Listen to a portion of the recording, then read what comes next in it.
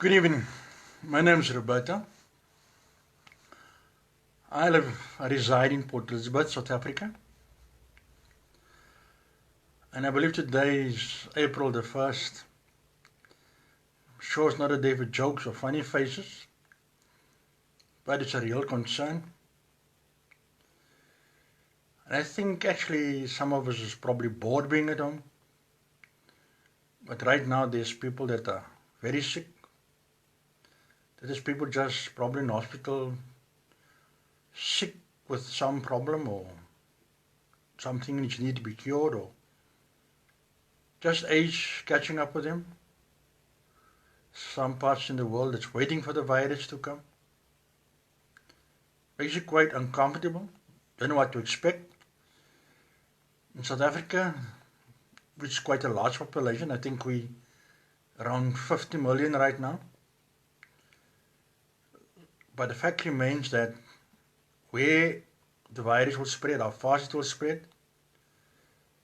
it's very difficult because people are not being honest, people are not really taking much notice if there's body changes, especially this time of the year, it's autumn in South Africa. It's usually what they call change of season. There's a tendency, running noses, sore throats, body aches, so one must be very aware of one's health right now. It's very important.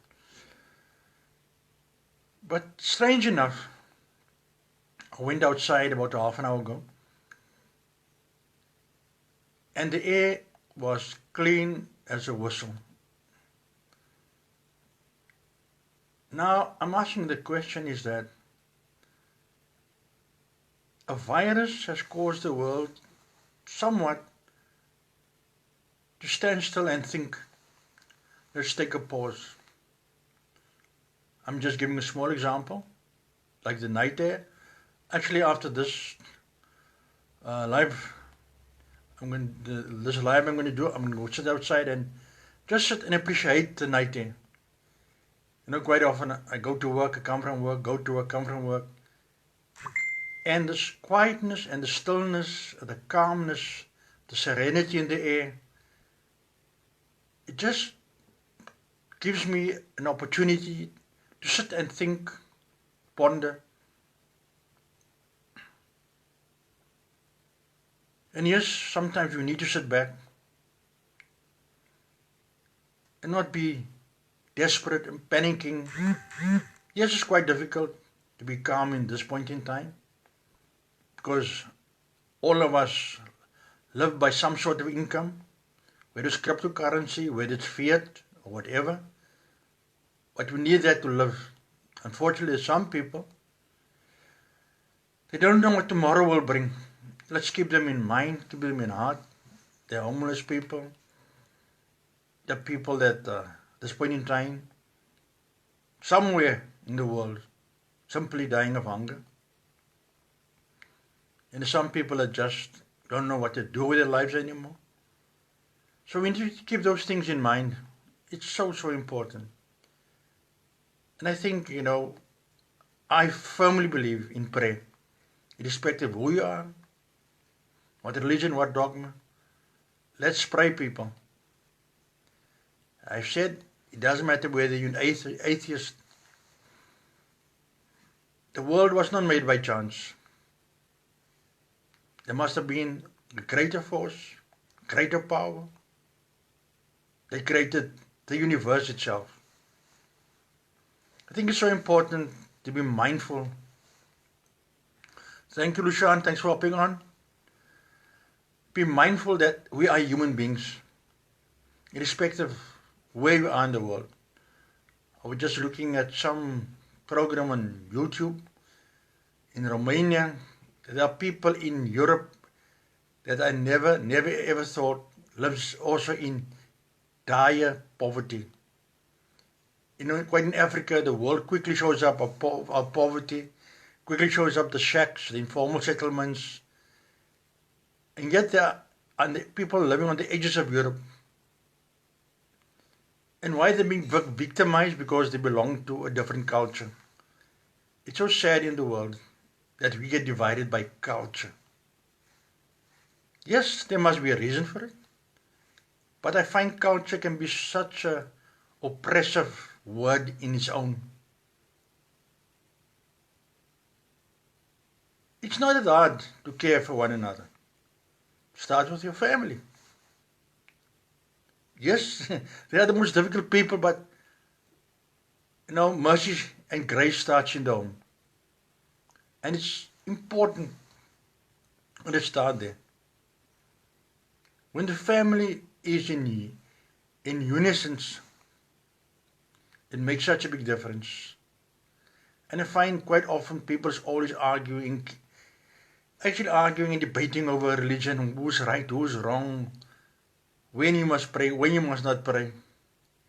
Here comes a virus, as small as a matchstick's head, and they humble us all to our knees. Sometimes things just have to be like that. Yes, in this part of the world which, believes it won't happen. I just saw recently this afternoon, or I think it was, not much about the time, that the coronavirus is going to Greece, so it won't be long before the whole of Europe is covered. I just hope Europe's economy won't be affected. Because if the economy gets affected, then Europe is up for sale. That is frightening. A country that can be bought, it's frightening, people. There are people out there which can do that. There are billionaires out there which can do that. People can buy islands. What difference does it make to buy a continent? You might say, Roberto, that's impossible. Time will prove me right. In a few years, we'll see who are the masters of the earth. And they will be afraid. And the lead, I'm telling you now, in my own opinion, the lead will become from a group of people we never expect. We'll be surprised. So often we think these politicians are enemies. But they are not. They have to come up to the front. The people can be convinced. But you'll find deep down they have these secret meetings. There are people dictating the course of how the world must go right now. Look nicely what this virus is doing. Look at the consequences. So yeah, something which comes to mind, which I read up, I never thought that it would be something important. Maybe it's time we start growing our own vegetables, having our own vegetable gardens. Maybe it's time growing our own vegetables, safer and fresher. Who knows?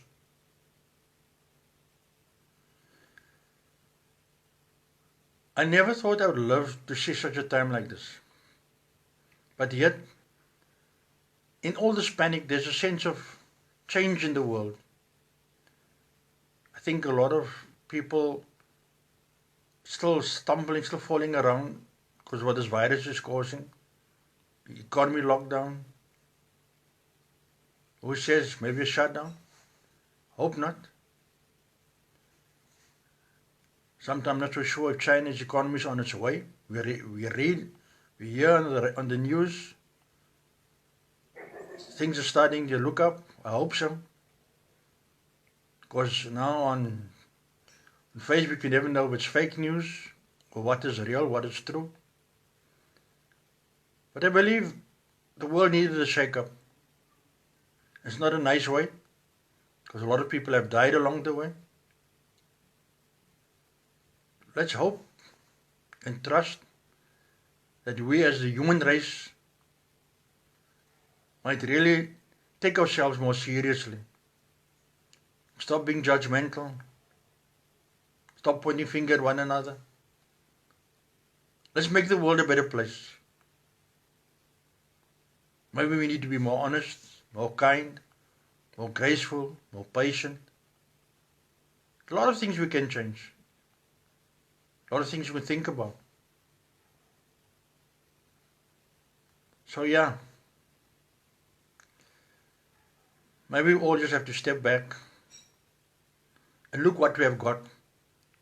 Instead of being concerned of having what we have not got. Me right now, ask myself a question. What's going to happen next? More bad news or good news? But we need to be hopeful. We need to trust.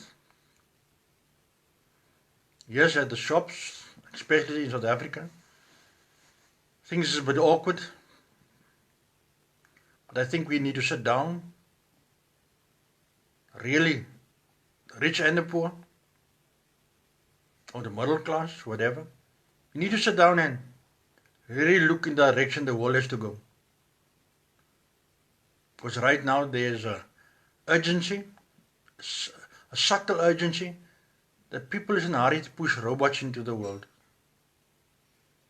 Do we really need robots that can be like human beings? If the world is so overpopulated, or the population is so high, why do we need robots to act like human beings? Is that really the intention? Find that strange. I look at so many countries that put millions and millions into arms. Yet you find there's so many people is hungry. There's a lack of water. Yet people have the technology to change seawater into pure drinking water. It's possible. It's been proven. What are we waiting for? Well, everybody doesn't think alike. I can understand that. But why do few people want to control the world? Take away the freedom. That's going to turn us into robots anyway. People come when you're going. People know when you're sitting. People know when you are reading. Do we really need that type of life? So this virus came maybe at a good time, at a bad time.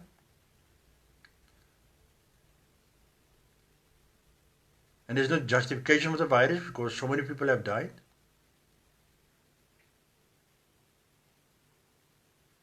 Please, people,